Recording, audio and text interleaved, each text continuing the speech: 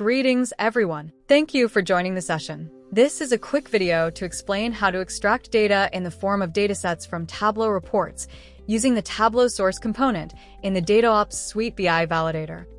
To begin, we need a data source.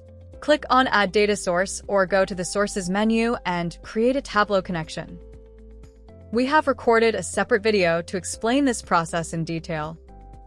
Once you have successfully established the data source connection to Tableau, go ahead and create a data flow. Select the required engine and save the data flow. Next, create a Tableau source component and select the required data source. These are the advanced options available.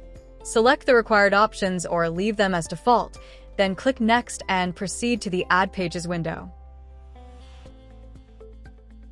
This will launch the Add Pages window, where you can add the required view from the Worksheets window.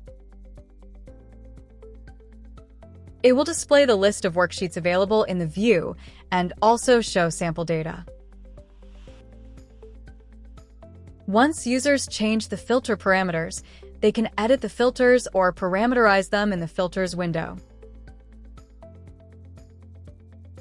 If filters are not required, go ahead and run it. This will display the list of worksheet data. Users can choose options such as maximizing the download.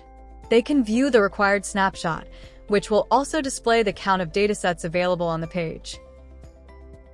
If users want more information about advanced options, comparison options, or any related features, they can visit help.datagaps.com. For any queries, feel free to reach out at contact@datagaps.com. Thank you for watching the session.